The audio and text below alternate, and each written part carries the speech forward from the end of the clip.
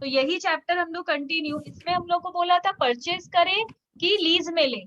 Purchase कर रहे थे तो हम लोग का प्रिंसिपल इंटरेस्ट का ब्रेकअप सब में दिया हुआ था, हम लोग सिर्फ टोटल किए और इतना हम लोगों के पॉकेट से जा रहा है, इतना हम लोग का डेप्रिसिएशन के ऊपर बच रहा है, इंटरेस्ट के ऊपर टैक्स सेविंग बच रहा है, तो ये मेरा टोटल सेविंग है।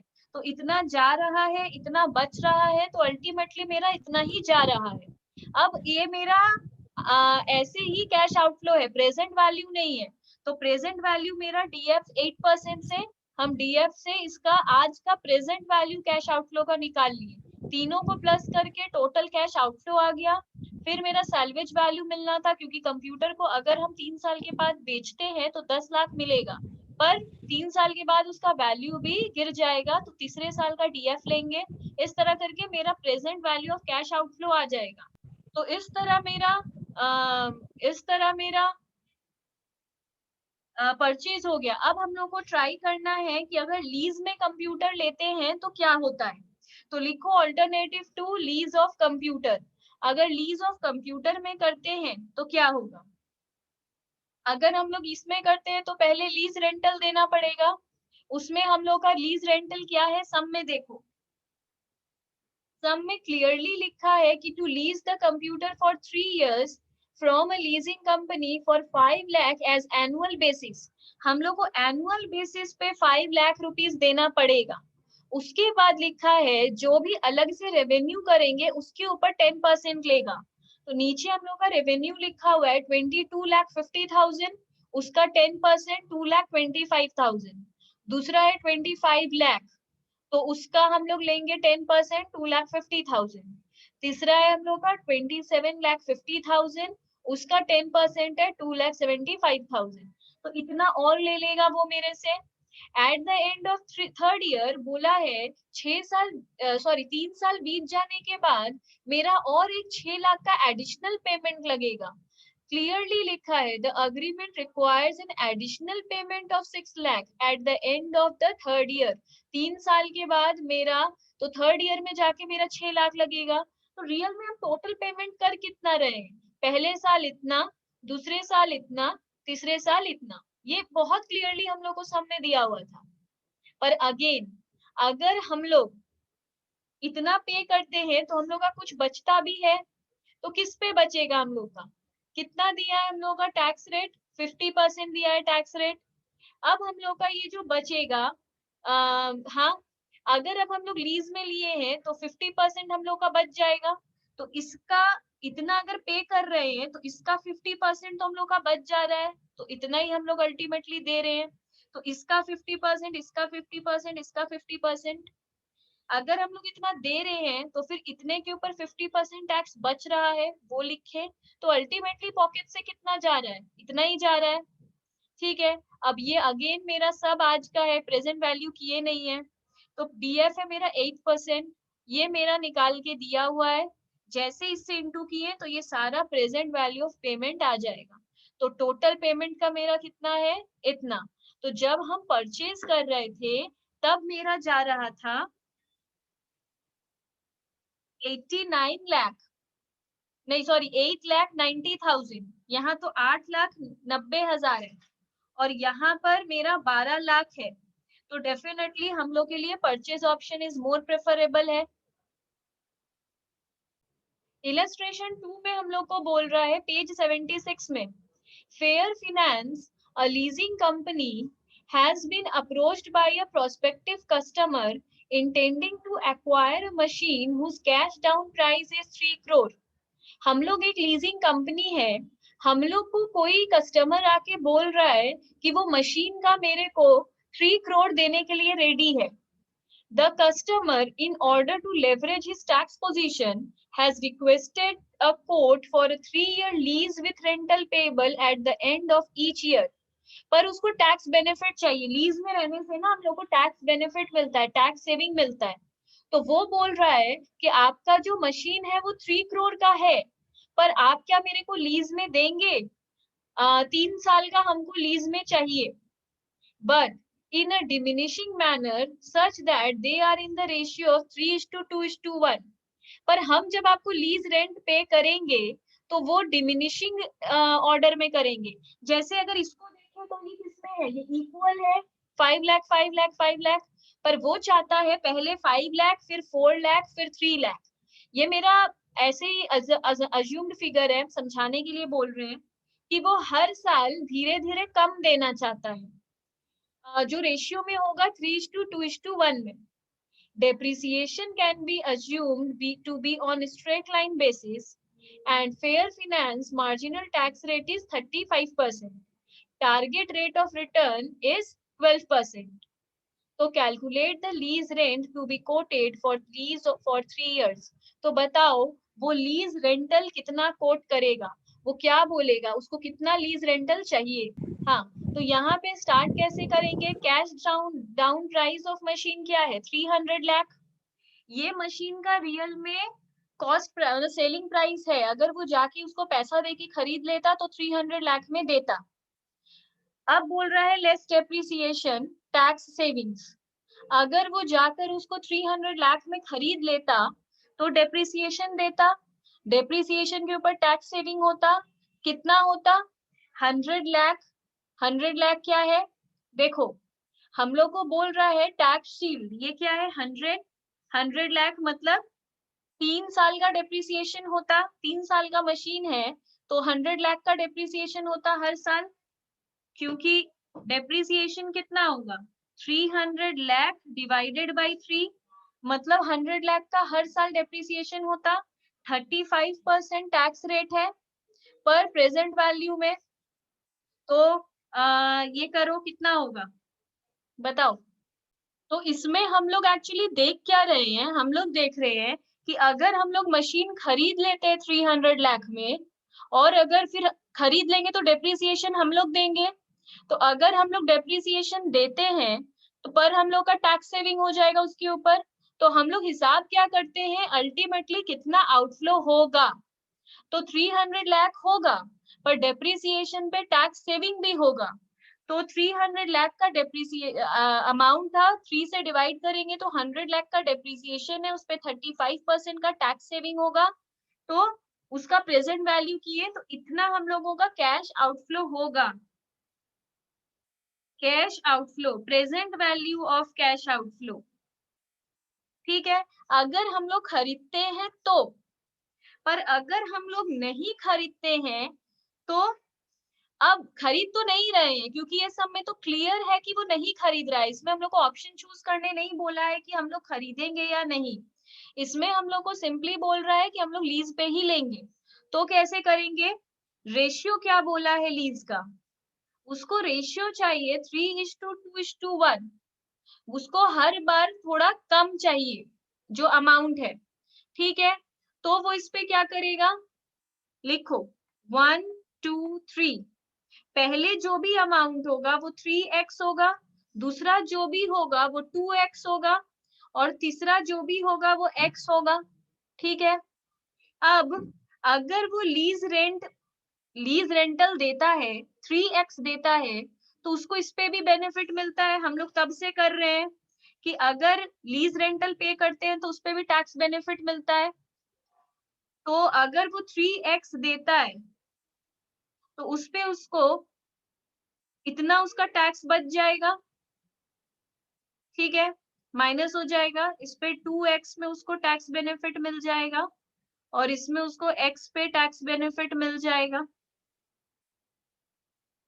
तो ये सॉल्व करके आएगा कितना, ये वाला आएगा हम लोग का 0.65 इंटू 3, दैट इज 1.95x, और 0.65 इंटू 2 1.3x, और यहाँ पर 0.65x। ये रियल में उसका इतना ही आउटफ्लो होगा, ये उसका लीज रेंटल होना चाहिए कि लीज रेंटल अगर ये है, मतलब ये उसका अगर लीज रेंट है, ये अगर उसका लीज रेंट है तो अल्टीमेटली उसके पॉकेट से इतना ही जाएगा लीज रेंटल का।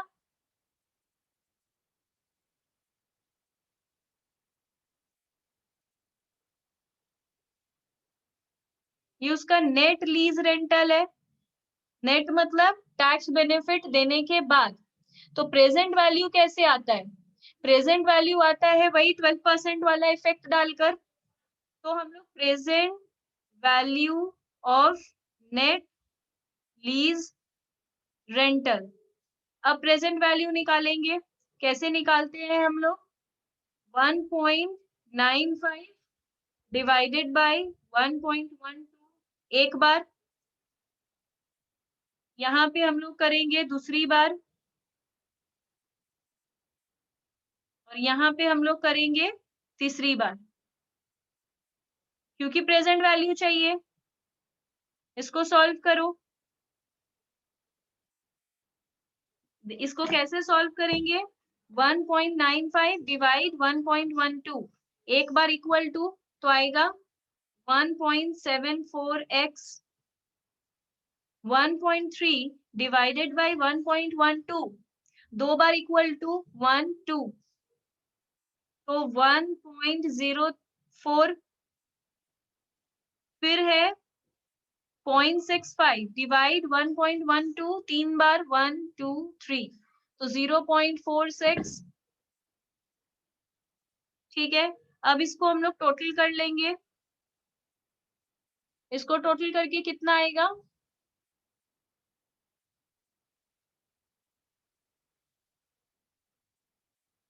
3.24x, मतलब हम लोग का जो भी लीज रेंटल जाएगा उसका प्रेजेंट वैल्यू इतना होगा। ये क्लियर है? इसके बाद हम लोग को टेबल बनाना होगा। टेबल कैसे बनाएंगे? अच्छा, ये हम लोग का present value of lease rental है, इतना हम लोगों का लीज रेंटल होगा। ठीक है, अब इसके बाद जो हम लोग टेबल बनाएंगे, अच्छा इसमें टेबल से सम नहीं करते हैं, इसको सिंपली करो। Present value of lease rental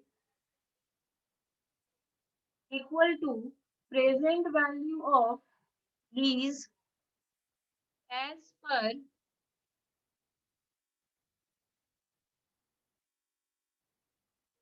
present value of lease, present value of purchase कर लो। ठीक है, क्यों हम लोग इस तरह कर रहे हैं? क्योंकि हम लोग ये सम कर रहे हैं ब्रेक इवन लीज रेंटल पे। अगर ब्रेक इवन लीज रेंटल पे कर रहे हैं तो इसमें क्लियर बोल देते हैं, अगर present value of lease rental को बराबर कर देना है, हम लोग जो बैंक लोन है, बैंक लोन क्यों लेते हैं? परचेज करने के लिए। तो परचेज के बराबर हम लोग को इसका दोनों का प्रेजेंट वैल्यू को इक्वल करके बस एक्स निकाल लिया जाता है। यही हम लोग इसमें किए थे, फिर लीज रेंटल आ जाता है। तो वही हम लोग इसमें किए। सिंपली अगर परचेज करते तो आउटफ्लो होता इतना, अगर हम लोग लीज रेंटल देते हैं तो हम लोग का प्रेजेंट वैल्यू इतना, बस दोनों को इक्वल कर दो। तो यहाँ पे है 3.24x और वो इक्वल है 21593590 के। तो x आ जाएगा 21593590 डिवाइडेड बाय 3.24, तो x इक्वल टू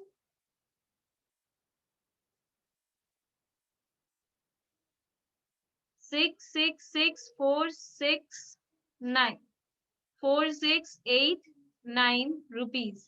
ये हम लोगों का बेसिकली लीज रेंटल का वैल्यू आ रहा है। हम लोग का अभी सिर्फ x आया है, पर हम लोग चाहते हैं पहले देंगे 3x फिर देंगे, तो फर्स्ट हम लोगों का एकदम फर्स्ट लीज रेंटल क्या होगा?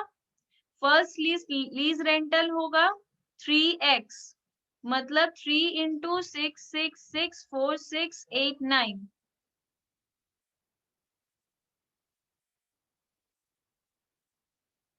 1999467। सेकंड कितना होगा? 2x, मतलब 2 इंटू 6664689,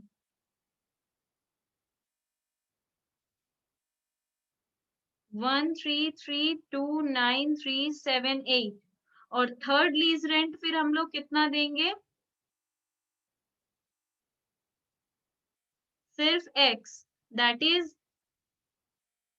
6664689। अब इलस्ट्रेशन 3 देखो, पेज नंबर 77। इसमें बोल रहा है ABC company limited is faced with two option as under in respect of acquisition of an asset valued 1 lakh. हम लोग को एक एसेट खरीदना है 1 लाख का।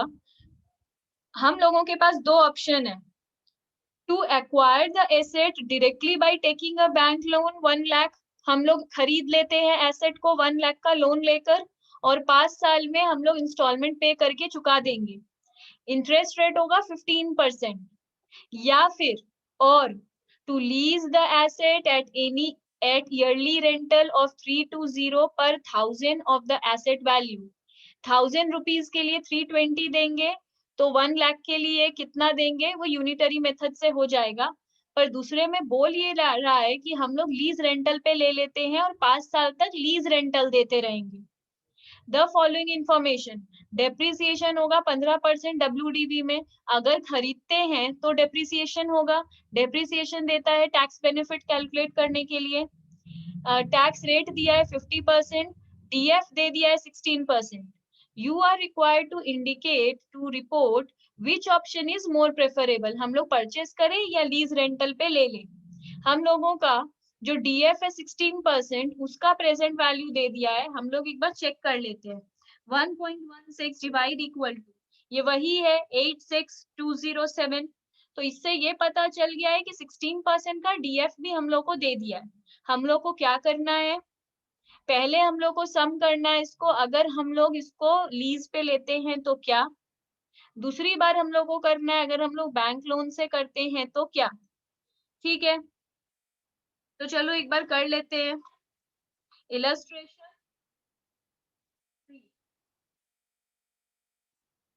ठीक है, सबसे पहले हम लोग को क्या करना पड़ता है, लिखो in the books of.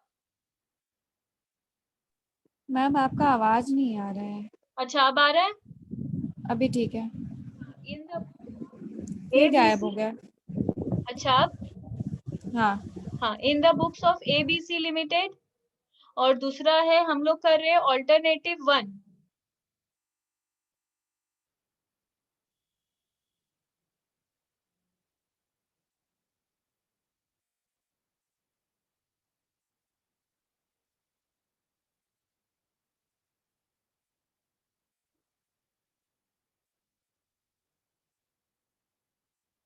Alternative 1 में है बाइंग डिसीजन। इसमें हम लोग क्या करते हैं, रीपेमेंट ऑफ लोन का सबसे पहले देखो, जैसे कर रहे थे बिल्कुल वैसे ही करेंगे, कोई अलग मेथड नहीं होगा। बाइंग ऑप्शन में हम लोग क्या कर रहे थे, बाइंग ऑप्शन में हम लोग सबसे पहले एनुअल इंस्टॉलमेंट निकाल रहे थे। तो इसमें भी आराम से पहले एनुअल इंस्टॉलमेंट निकाल लो, डिट्टो करेंगे। बाइंग ऑप्शन लोन लेके करना है जिसके लिए एनुअल इंस्टॉलमेंट देना होगा। सम में कहीं पे भी नहीं लिखा है कि एनुअल इंस्टॉलमेंट हम लोग को देना कितना है। देखो ध्यान से, सम में कहीं पे नहीं लिखा है। अच्छा इसमें लिख दिया है, हर 1000 रुपीज में 320 देना है। मतलब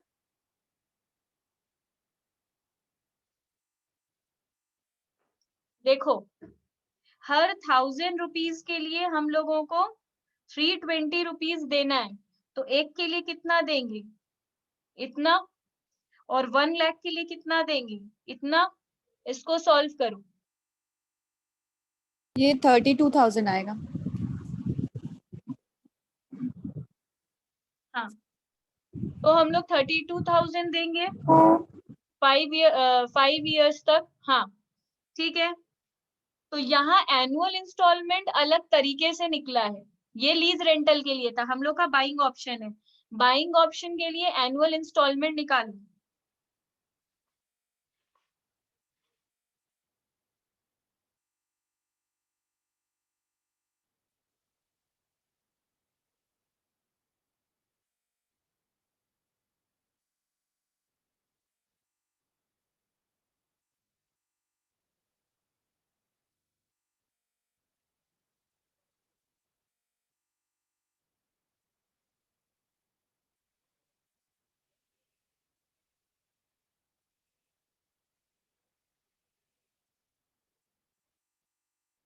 डिस्काउंटिंग फैक्टर कितना था, 16%। और कितने टाइम के लिए था? 5 years। ठीक है, तो हम लोग क्या करेंगे? 1 lakh equal to annual instalment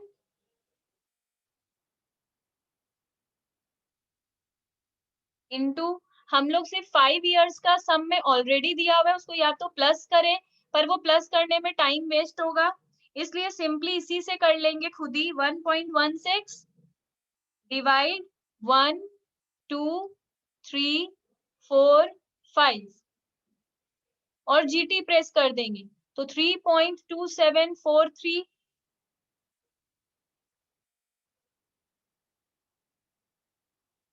तो ये हम लोग का आ गया।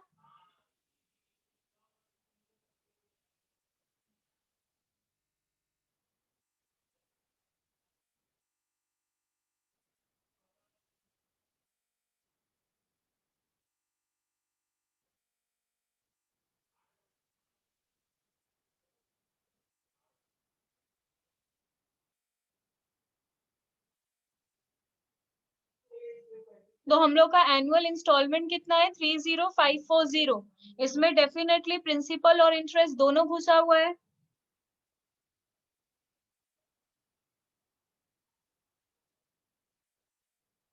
अब हम लोग को क्या करना है? रीपेमेंट का एंट्री दिखाना है, पूरा टेबल बनाकर कि कितना प्रिंसिपल देंगे, कितना इंटरेस्ट पे करेंगे। तो यहाँ पे हम लोग को 1 लाख का लोन अमाउंट दे ही दिया है और उसको 5 इक्वल इंस्टॉलमेंट में पे ऑफ करना है, मतलब 20,000 हर साल पे ऑफ करना है, पर इसमें प्रिंसिपल और इंटरेस्ट जुड़ा हुआ है, इसलिए बस प्रिंसिपल और इंटरेस्ट को अलग कर रहे हैं। तो ओपनिंग बैलेंस है 20,000, 20,000 के ऊपर 15% अगर इंटरेस्ट लगता है तो हम लोग कितना दे रहे हैं? 20,000 इंटू 15%, मतलब 3,000 हम लोग दे रहे हैं। 3,000